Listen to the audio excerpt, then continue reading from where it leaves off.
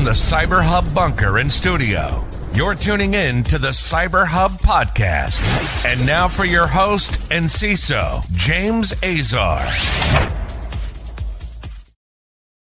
What's happening, security gang? Welcome to a Friday conversation with the one, the only, the special Sue Bergamo. Sue, welcome to the show. How are you?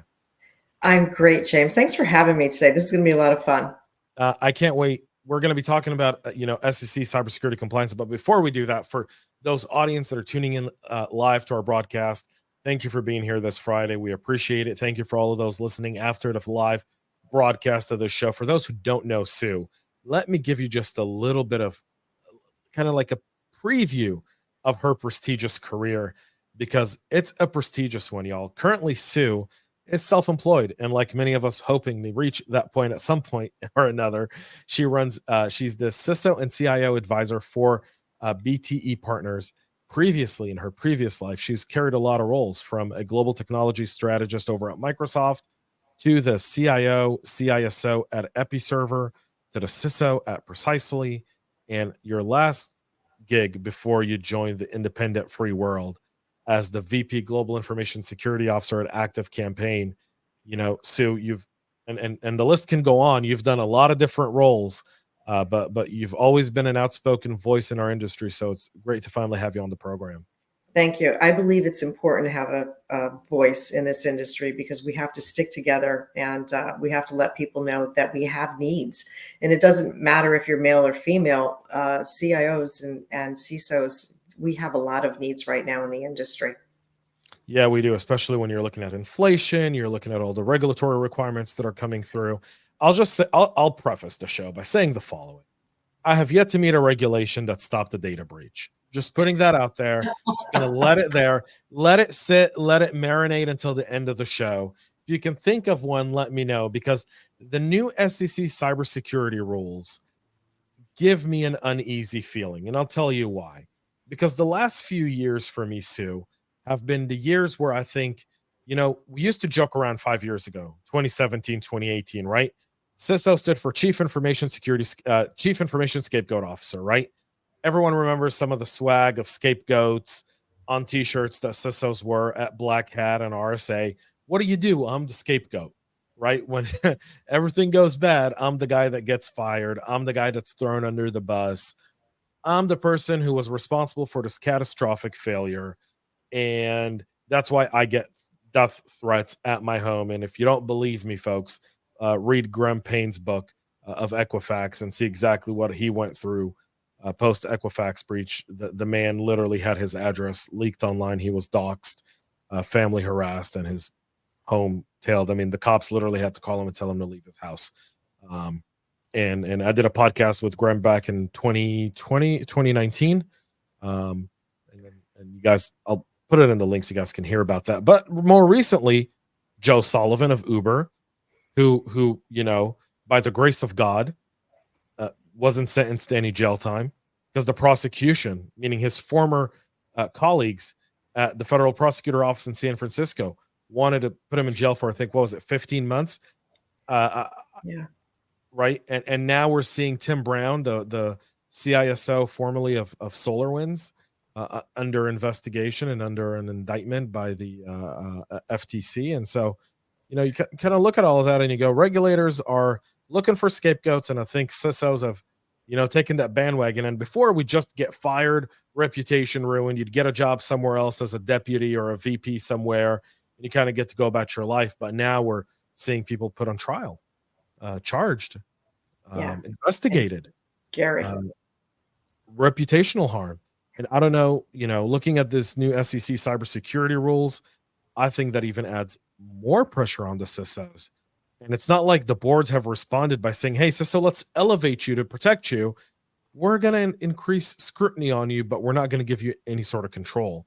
So take the job, take the risk, and potentially risk your freedom or your financial future, or your family's reputation in some cases, or your professional reputation, even worse. What are your thoughts, Sue? Oh, I could go on forever. I share Please. some of the same concerns, because the SEC didn't go as far as saying you're responsible. They did say all C levels, but they didn't go as far as saying, let's really do something about this gap in companies, publicly held companies. What they did was say, okay, you're responsible for breach disclosure, even though most CISOs don't participate in that disclosure decision, right? They give the information about what happened. And then typically general counsel and the CFO and the CEO go off and they make a decision. And sometimes, the CFO isn't even in that decision. It depends, right? But a lot of times the CISO is not there. The SEC, I felt, should have gone just a little bit farther to say specifically, those who are responsible to make the decision around material breach disclosure should be responsible, and the board not just become aware of, cybersecurity and what a material breach looks like, but I think that they should have worked to try to define what materiality is. And I really wish they had put the CISO on the board. I really do, because we did get a lot of the responsibility. And as I like to say to people that will listen to me, I really can rock orange, but I don't look good in stripe, and I'm not going there with any company. Like, I'm just not going to do it. Apparently orange is the new black, right? But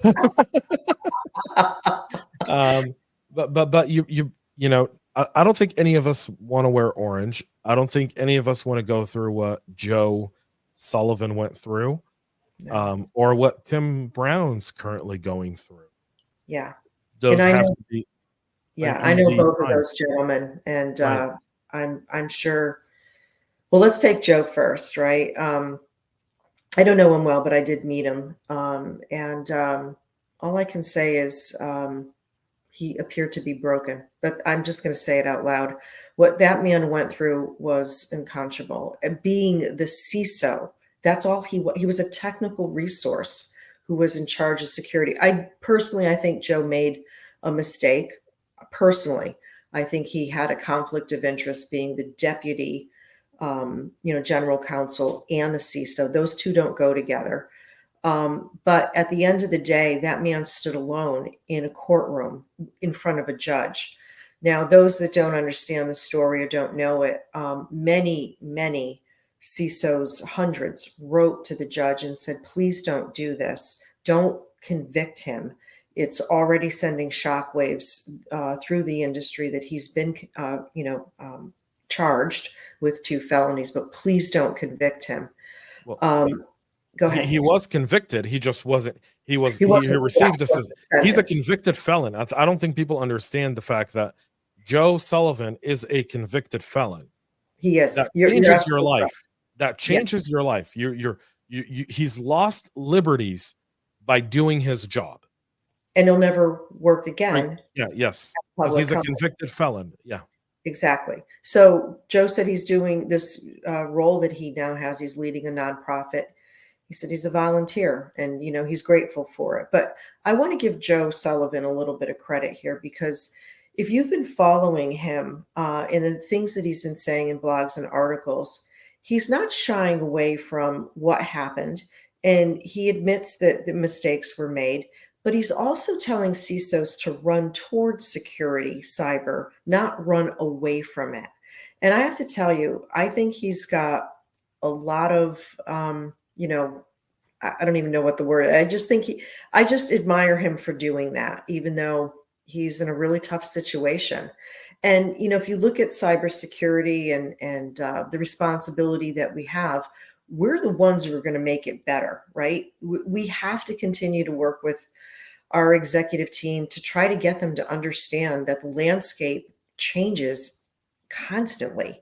And we're, this job isn't for the faint of heart. I say that to people all the time, but you need a plan B, right? Because it can be over with before you know it. And now that the SEC has put this target on our back, things could happen that, are out of our control. Yeah. I'm having a hard time rationalizing this rule by the SEC. Yeah. Right.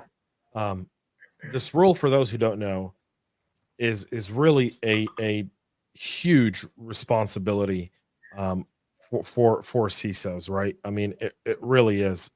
It's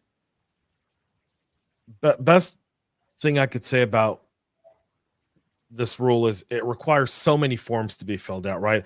A 6K or an 8K. And then you've got to file a 10K or a 20K with your annual reports.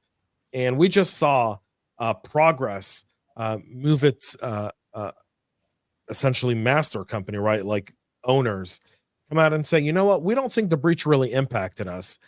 And I'm going to say that CFO was celebrating a bit too early.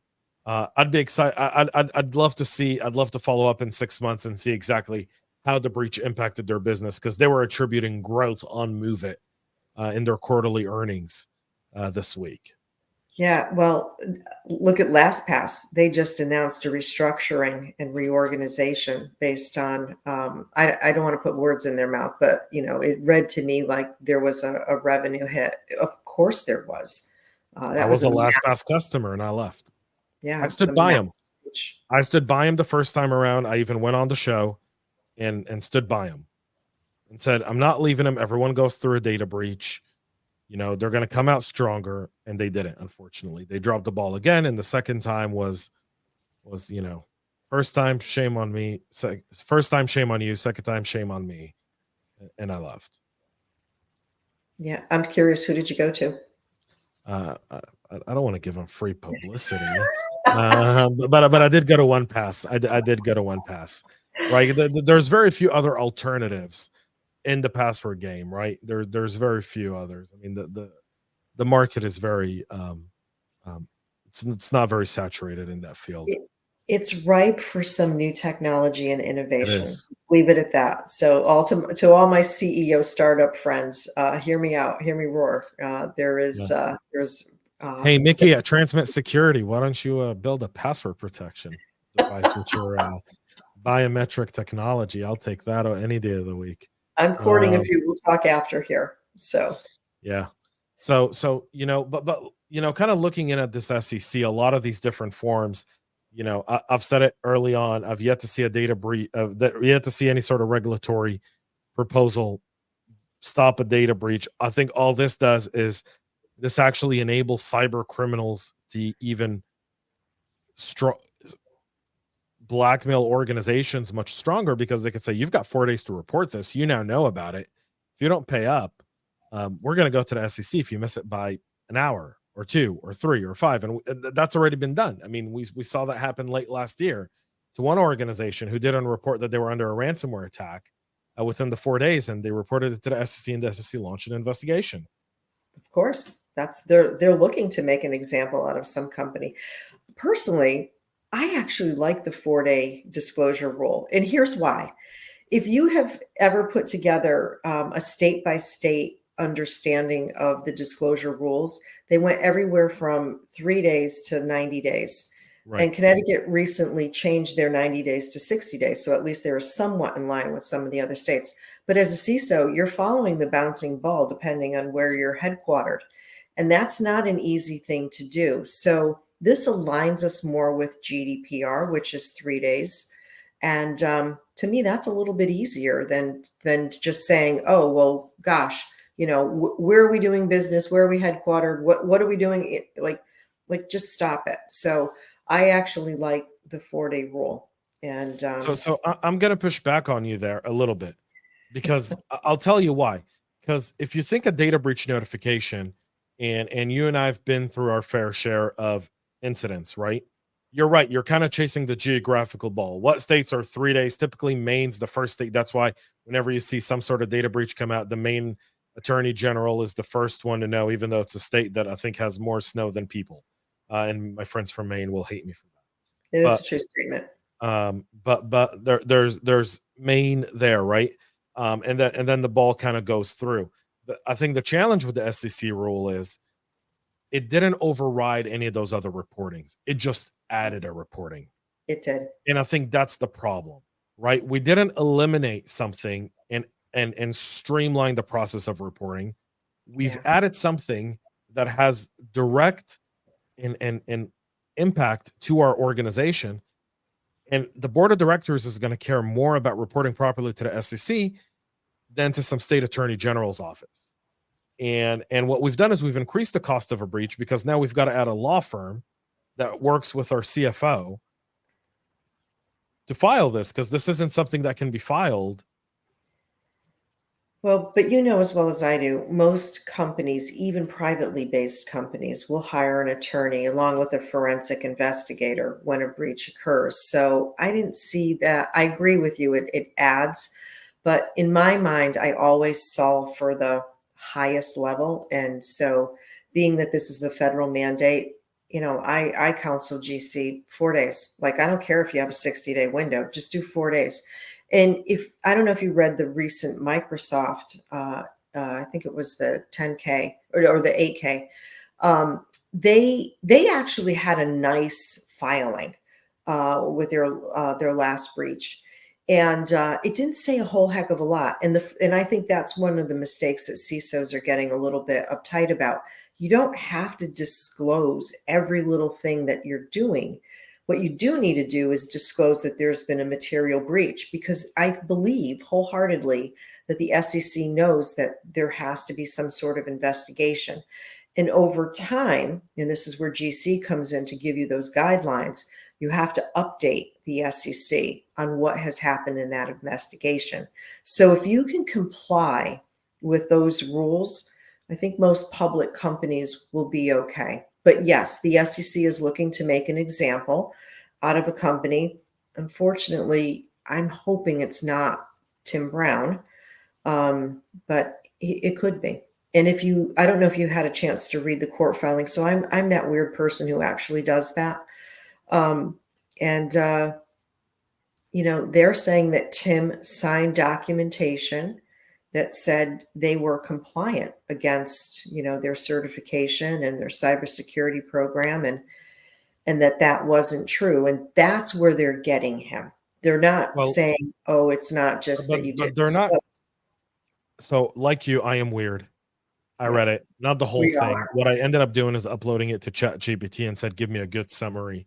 And then kind of prompted ChatGPT to find things in there for me based on the first summary I read, and then kind of dug deeper, which was great because that's, it was a very long indictment, and you'd probably spend 3-4 hours reading it. And I think I got through most of it using ChatGPT in about 90 minutes.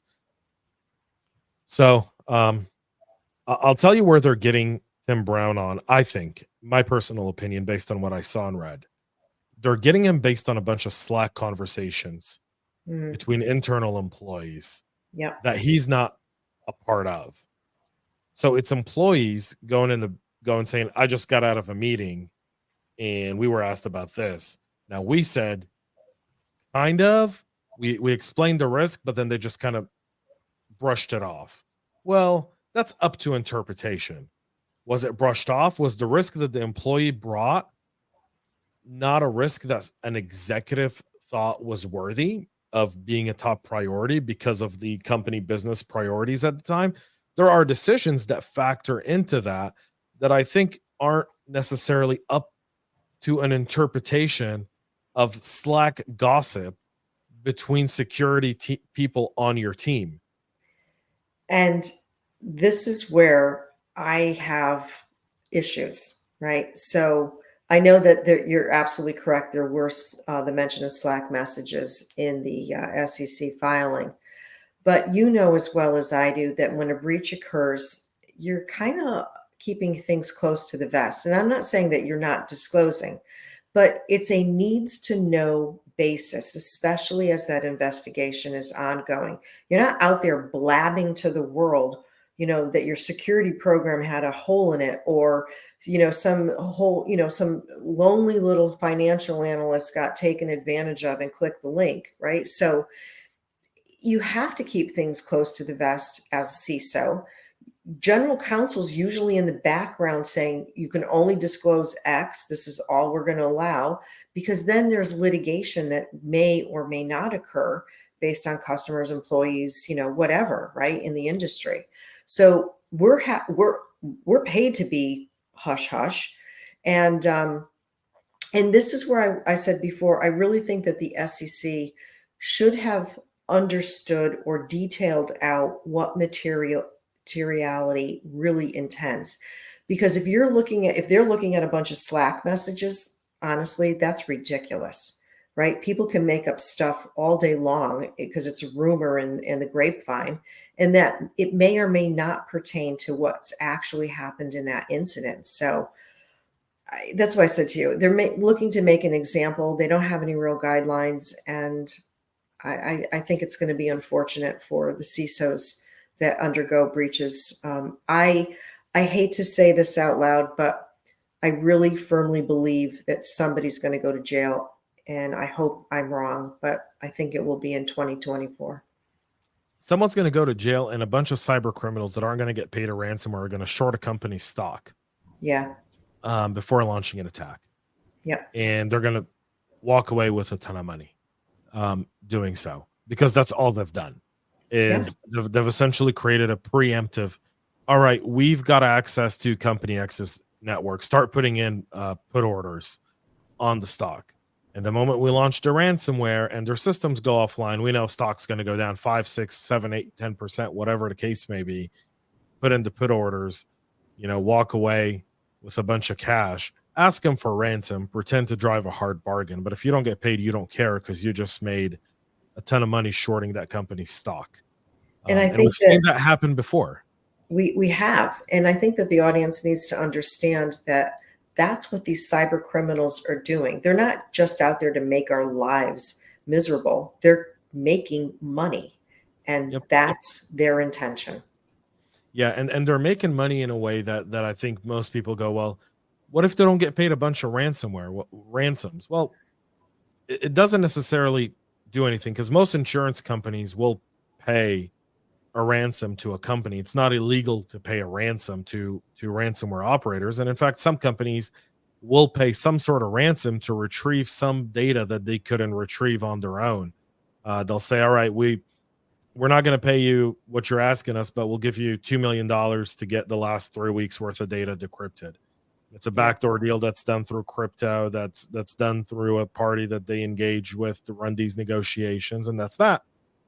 And they get it and they move on. And those guys made some money shorting the stock. They made money getting paid a little bit there. But that kind of goes into one of the keys things in this that I found very interesting was in the I think second or third paragraph of the SEC statement by one of the guys over there, last name Girding. I believe it's Eric Girding, if I'm not mistaken. Is it Eric? Yeah, it's Eric Girding, and he's the Director, Division of Corporate Finance. I'll put the link to this in the show notes for people can read it.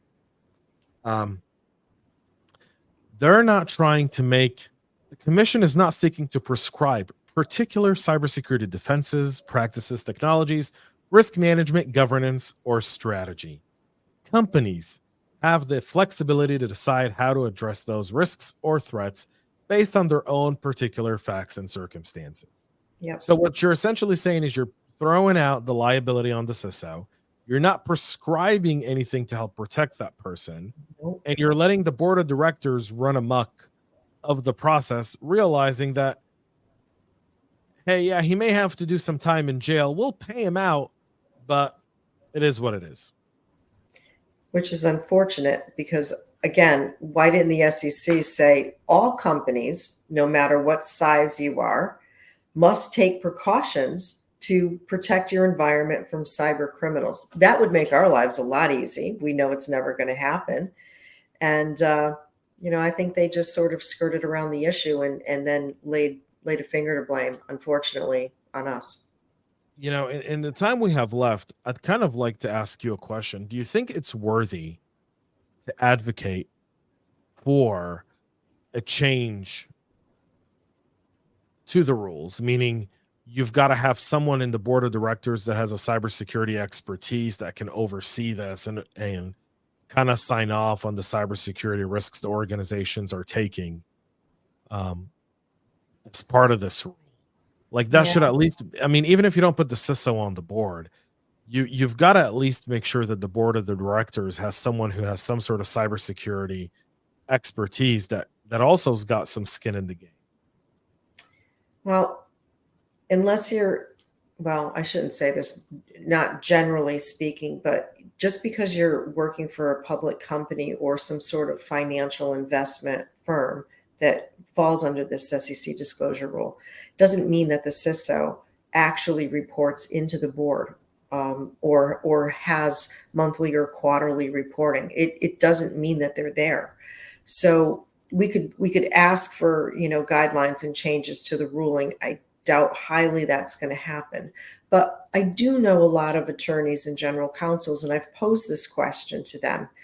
And there is some discussion, this is my understanding, there is some discussion or in the legal community about this role, this CISO role, because it's just so messed up right now.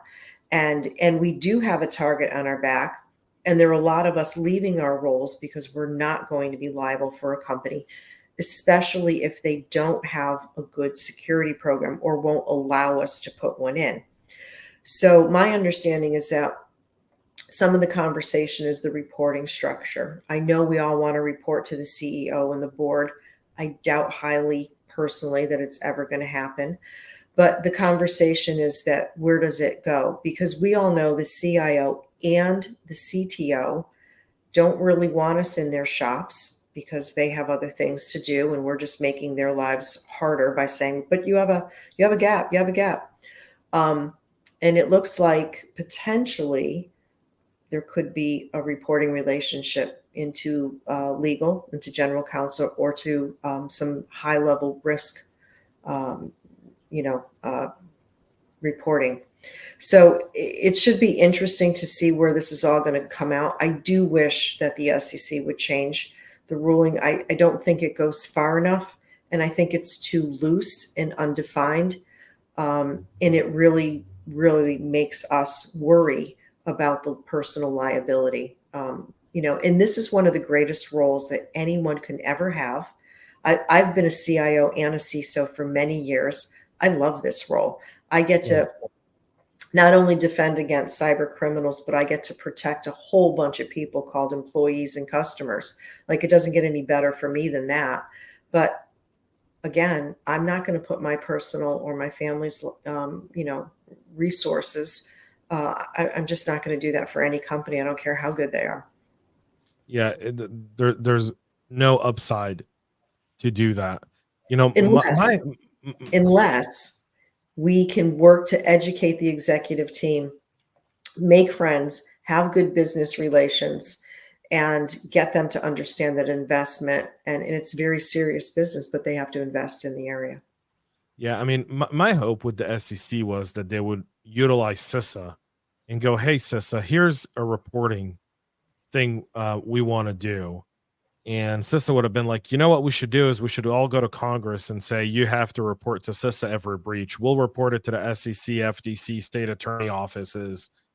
Let CISA run point on everything and let CISA pass down that information. And, you look at CISA's development since Jen took over the helm of CISA, and it's a different organization. I mean, to me, it's different. They're involved in a lot of things. They're involved in a lot of things. They're true partners. You speak to Jen. Jen's just, you don't get a feeling that she runs a federal agency. You get a feeling that she wants to be a partner in your struggles and what you're going through, even though she's got the weight of a nation on her shoulders. Right. And I think there's something to be said about, you don't let good leaders lose kind of leading a position. You rather give them. And to me, why isn't CISA leading this? Why isn't, I know the NTSC, and I know a lot of organizations that are working on this, but why aren't we going to the CISA and saying, take a point on this, go to the White House, get Ann Neuberger, get the team over there on board, let them go to Congress with the White House. This will get bipartisan support. Let CISA be the place where everything happens. Let us report to CISA. I think that at the end of the day, many executives don't understand cybersecurity and what it takes to defend our companies against nation state actors. They don't understand it. I've had many, many CEOs and CFOs say, What do you mean you need another tool? I just gave you an investment for a tool. And you try to explain the roadmap that you've laid out and the gaps in the roadmap and how you're going to be, shoring up those gaps. And they're just seeing dollar signs. And I understand that because I can speak business as well as tech and security. But I think that's where the gap really lies, is there's a misunderstanding. Gee, and by the way, CISOs, inexperienced CISOs especially, just think if you bring in a monitoring tool, we're good. And that's not what it's about. It's people, process, and technology. So I think we have education to do all around. And that's not a dig on anyone. It's just that we as experienced CISOs need to educate our business partners that this is serious business and we could go to jail. If you take a look at, and we're almost at time here, y'all, so just want to be mindful and thank you to everyone commenting and asking questions. And sorry we haven't paid attention, but we've been doing our own thing here. But we'll answer those after the podcast is over here in a few minutes. I will say this, Sue. I think we're 90% of cybersecurity challenges are solved by good process. Yeah. We don't focus on process. No. As a general rule of thumb, because we're inundated with noise. And we're ridiculed for optimizing process. Correct. And there's nothing shiny on a presentation about optimizing a process. There is something shiny about saying we partnered with a Gartner hot company or whatever Gartner names their companies. I don't know, whatever $100,000 fee you pay to Gartner so that you can get on a list. To somehow make you a hot company. I find that to be not only disturbing, but the problem with just how we practice security. See, the way we practice security is by process, and process entails putting your CIS top 18 in front of you, going down that list, identifying those gaps, looking at MITRE attack and defend and going, what's the greatest gap to my business? What's the greatest risk to my business have? Then go find the tools that shore up those gaps. And that's not sexy. It's hard work. It's building a building. It's paving a road. There's nothing sexy or nice about it. You're not creating the next hottest thing in your company, but you're not supposed to. You're the road paver. That's what security is, right? We're the doctors in the ER. There's nothing, there's a reason ER went as many seasons as it did. There's a reason all of those shows end up ending. Because there's only so many stories you can tell about bells and whistles before it's just hard work. All right, stop the bleeding, stabilize the patient, get them on a road to recovery, ship them off back to where they need to go to get better. And that's what security is. And if I could just make a shameless plug for my new book. Absolutely. I know I didn't tell you I was going to do this, but I have a chapter in my new book. It's called So You Want to Be a CISO, a Practical right? Because I'm here to educate everybody. But there's a chapter in there about frameworks, right? And so I basically say to the novice, just pick one, right? If you don't know what to do, just pick one, right? And you've mentioned several, there are more out there. But I agree with you. It's around optimizing process. It's about technology. And it's about making sure that you have the right security controls in place, which is through some of these frameworks. You can pick two, but again, if I can try to educate your audience, I always solve for the hardest one, right? That's how I do my program. It's worked for me for many, many years. And going back to your original question, no, security controls or, frameworks don't necessarily stop breaches, but they make them harder. And that's what we're trying to do in this industry. It is. Sue, thank you so much for coming on the show. People can go and learn more about you and engage with you at btepartners.com. Also, you're very active on LinkedIn. I am. So if you're watching the show and you haven't followed or connected with Sue, please do so right now. That's an order. And put in a note that says where you found me, and I'm happy to connect with you. Yeah, absolutely. Otherwise, she's gonna say no. So if you tell her from any other podcast, I'm kidding. I'm joking. I love all my fellow podcasters, including your very own podcast, Sue. Thank you. Thank you so much for coming on the show. I really appreciate it. Thank you for everyone tuning in this Friday morning. We really do appreciate y'all. Sue, any parting wisdom, smart words before we send everyone off to the weekend? I've written articles on how to protect yourself from liability. So please look for that. It's on my LinkedIn profile page. Last parting words. If you've done all the bullet points that I've given you, and the last one says, if you're still personally liable, walk away. Just walk away. Indeed. Thank you all for watching. Thank you for tuning in. Thank you for all your comments. We'll get to all your questions and comments here as soon as we get offline. Thank you all for tuning in. Have a great rest of your day. Have a great weekend. And most importantly, stay cyber safe. We love feedback, so make sure to connect with us on social media and subscribe to our podcast on your favorite podcast listening platform.